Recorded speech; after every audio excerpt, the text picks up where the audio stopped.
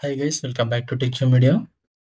In this session, we are going to learn about why use Node.js. Node.js ని ఎందుకు use చేయాలి? Java script everywhere.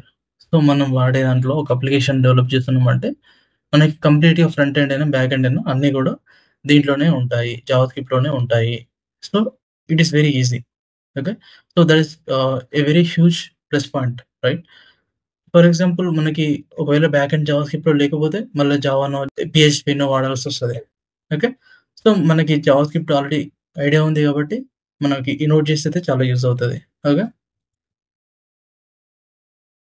Create for real time applications.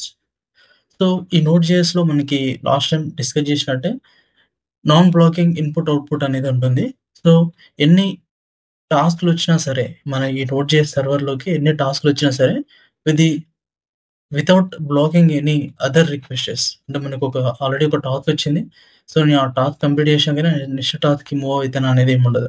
So, ఈ task వచ్చింది. So, నేను డైరెక్ట్‌గా thread pool అని ఉంటది. సో, థ్రెడ్ పూల్‌లోకెళ్ళి వర్క్ చేపిస్తా ఉంటాను. సో, ఆ రిజల్ట్ వచ్చేవరకి ఇంకొక రిజల్ట్ తీసుకొని వర్క్ చేస్తా.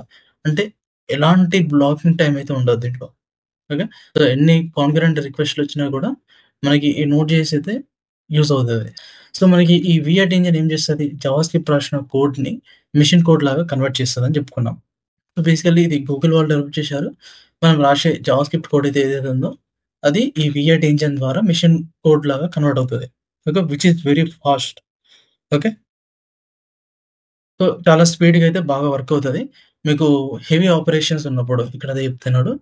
హెవీ ఆపరేషన్స్ ఉన్నప్పుడు మనకి ఈ నోడ్.జేఎస్ అయితే చాలా బాగా యూజ్ అవుతుంది అనేది చెప్తున్నాడు. Okay. Asynchronous and scalable.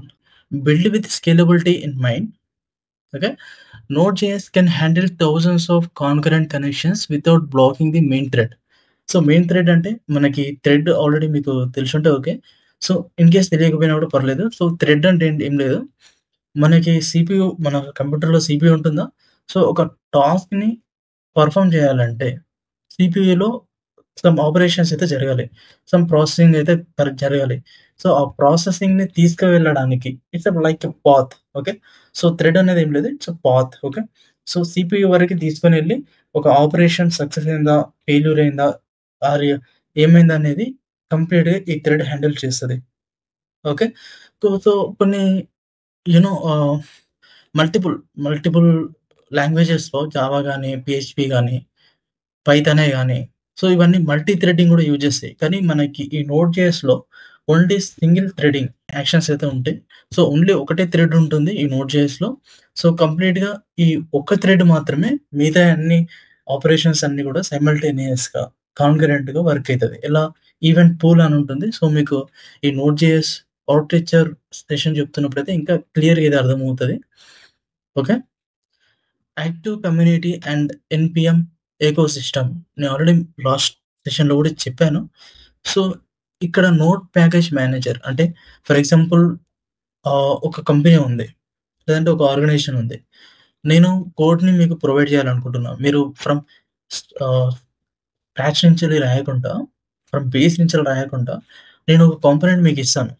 So, మీరు ఆ కాంపోనెంట్‌ని యూజ్ చేసుకోవచ్చు. ఓకే. సో, నేను రాసిన కోడ్ అంతా మీకు కూడా వస్తది. ఓకే. సో, అలా ప్యాకేజెస్ లాగా కన్వర్ట్ చేసుకొని, మనం షేర్ చేసుకోవచ్చు జావాస్క్రిప్ట్ కోడ్‌ని.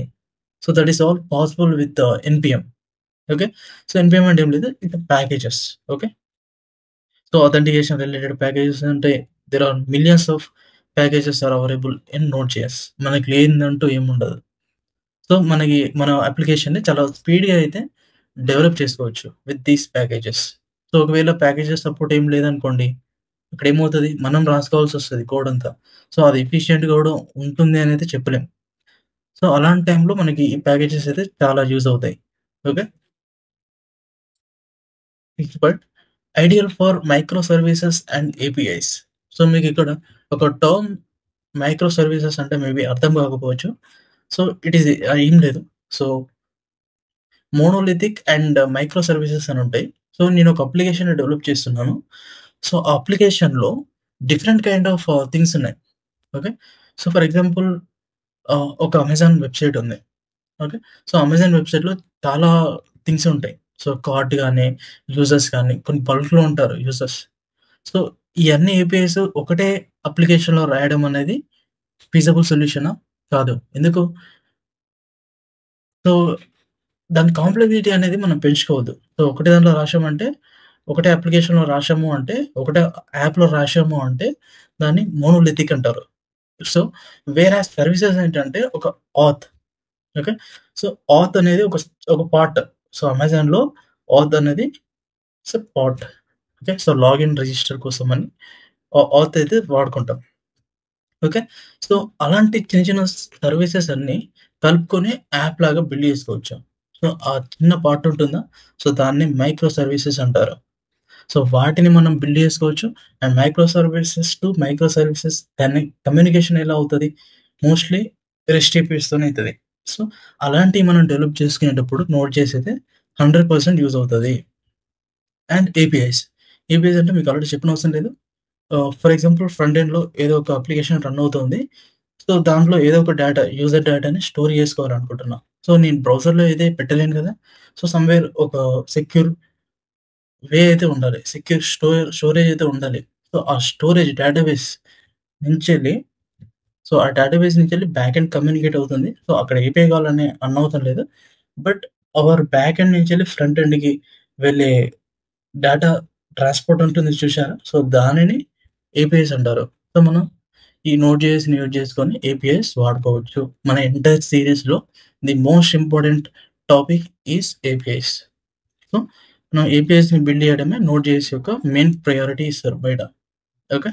సో, మీరు ఏపీఐస్ అయితే ఖచ్చితంగా చాలా డిఫరెంట్‌గా మోడల్స్‌లో అయితే బిల్డ్ చేస్తారు at the end of the course. Okay. So, అక్కడ గూడా మనకి నోట్ జేఎస్ అనేది చాలా బాగా యూజ్ అవుతది. And backed by big companies. చాలా కంపెనీస్ అయితే యూజ్ చేసుకున్నాయి ఇవి నోట్ జేఎస్‌ని. సో, మనం ఒక అప్లికేషన్‌ని డెవలప్ చేస్తున్నామంటే నోట్ జేఎస్ యూజ్ చేయాలా? వద్దా? అనేది డౌట్ ఉండదు. ఎందుకంటే మనకి ఇన్ని కంపెనీస్ యూజ్ చేసి డెవలప్ చేశాయి. సో, మనం గూడా ఒక కంపెనీ పెట్టి మనం గూడా ఒక ప్రొడక్ట్‌ని డెవలప్ చేస్తున్నప్పుడు నోట్ జేఎస్ వాడాలా? వాడొద్దా? అనేది మనకు ఆ డౌట్ వస్తే మాత్రం ఖచ్చితంగా వాడొచ్చు. ఓకే. యాహ్! సో, ఒక చిన్న ఎగ్జాంపుల్ పెట్టాను. So, as of now it is not needed but మీకు థియరిటికల్‌గా ఎక్కువ కాన్సెప్ట్ అయితుందంటే మీకు దానికోసమని ఈ సెషన్ గూడా పెట్టాను. సో, బేసికల్లీ మనకేం లేదు. సెటప్ జేసుకున్న తర్వాత హెచ్‌టిటిపి అనే ఒక module. So, it is built in module HTTP అనేది. సో, అక్కడి నుంచే మనం ఒక మెథడ్‌ని కాల్ చేసుకొని క్రియేట్ సర్వర్ అని. సో, మనం ఒక సర్వర్‌ని క్రియేట్ చేస్తున్నాం. ఓకే. సో, ఆ సర్వర్‌లో నేనేం జేశాను, హెచ్‌టిటిపి సర్వర్‌ని క్రియేట్ చేశాను. So, basically it will take 2 arguments thought or request and response. So, request అంటే యూజర్ నుంచెళ్ళి మన ఏపీఐకి పంపే డేటాని రిక్వెస్ట్ డేటా అంటారు. సో, రెస్పాన్స్ అంటే వచ్చిన రిక్వెస్ట్ డేటాతోని మనం రెస్పాన్స్‌లో ఏం పంపియాలి. ఓకే. సో, నేనైతే 200 పంపించాను విత్ ద స్ట్రింగ్‌తోని welcome to node JS server అనేది పెట్టాను. ఓకే. అండ్ ఈ సర్విస్‌ని ఎక్కడ రన్ చేయాలనుకుంటే, సో, ఈ సర్వర్‌లోనే. ఓకే. సో, ఇదంతా సర్వర్ గదా! సో, ఈ సర్వర్‌లోనే మనకి లెజెన్ అని ఒకటుంటుంది. సో, పోర్ట్ నంబర్ ఇవ్వాలి. సో, 3000 ఉంది గదా! సో, 3000 పోర్ట్ పైన మన సర్వర్ రన్ అవుతది. అంటే మనం రాసే ఏపీఎస్ ఏదైనా సరే గాని ఆ 3000 పోర్ట్ పైన లోకల్ హోస్ట్ 3000 పోర్ట్ పైన రన్ అవుతది. సో, మనకి డిఫరెంట్‌ది కావాలనుకున్నా గూడా we can give it at here. Port number ఇస్తే సరిపోతది. ఓకే. సో, ఇది అంత ఇంపార్టెంట్ కాదు. నెక్స్ట్ సెషన్‌లో ఇంకా చాలా క్లియర్‌గా అయితే వస్తాయి. So, these are the points. మనం ఎందుకు నోట్ చేసి యూజ్ చేసుకోవాలనేది. ఓకే. ఐ హోప్ మీకు అర్థమైందనుకుంటున్నాను. And if you're not subscribed to our channel, please do subscribe and support. Then I will make more videos on Node.js. Thank you so much.